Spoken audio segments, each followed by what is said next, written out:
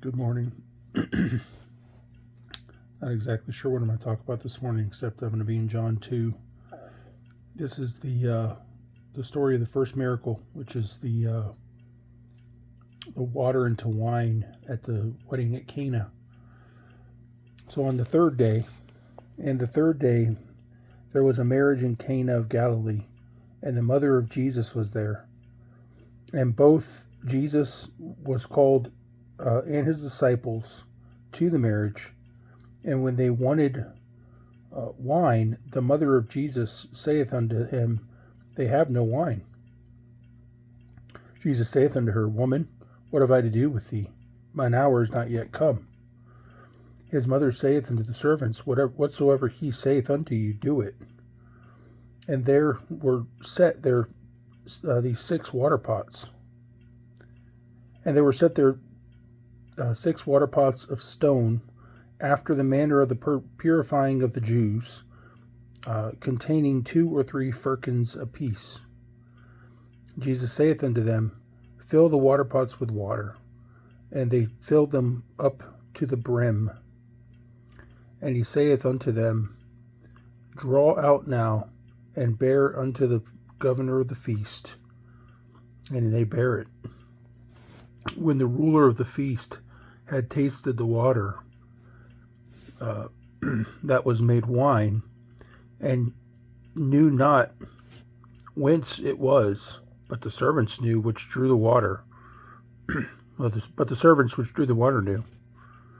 The governor of the feast called the bridegroom, and saith unto him, Every man at the beginning doth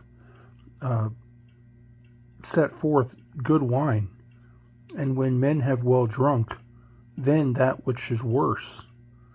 But thou hast kept the good wine until now. And there's a couple of things here that I would point out. First of all,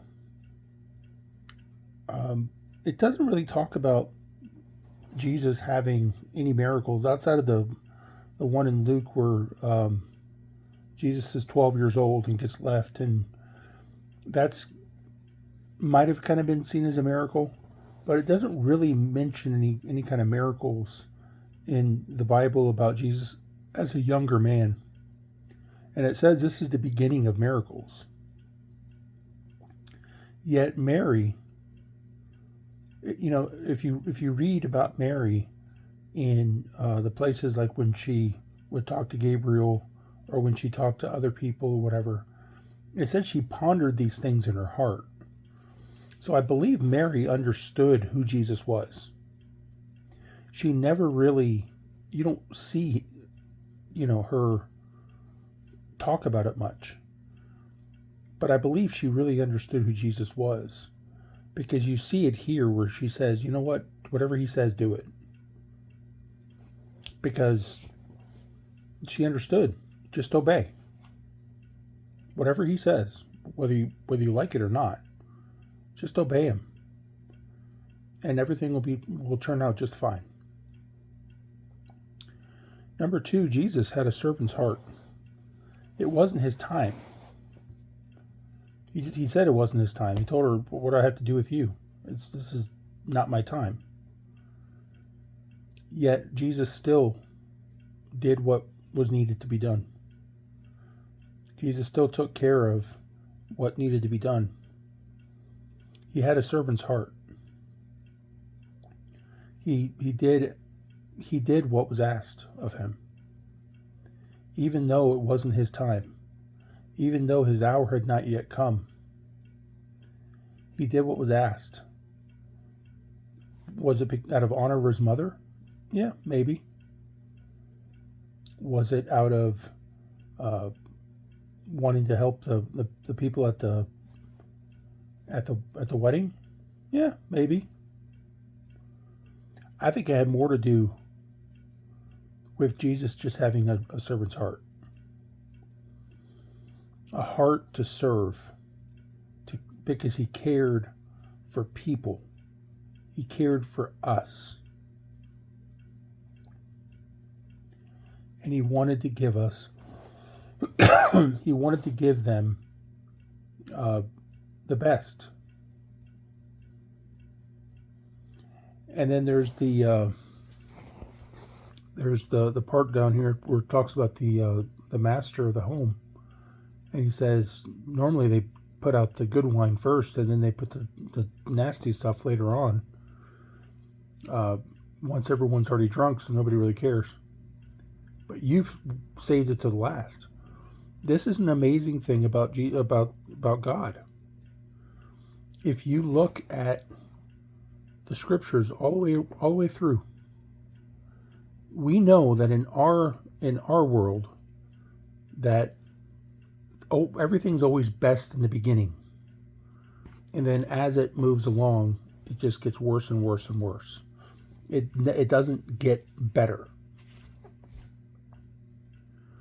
But with God, the latter end is always better than the start. The latter end is always better. And that's just the way God is. God always gives us the best at the end. Honestly, he gives us something to look forward to, because we know it's going to be better because it's God. The latter end is always better. So 3 little things here.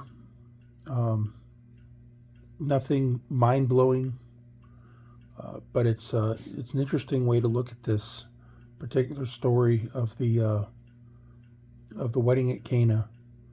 I'm sure there's a lot more that if I wanted to sit down and break down for a preaching purpose, we could sit down and break down and turn this into 2, 3, 4 sermons. But this is just kind of, like I said before, this is just my devotionals and just kind of what I'm getting out of it, and just sharing it with you. So I hope you have a good day. Love you guys. Talk to you later.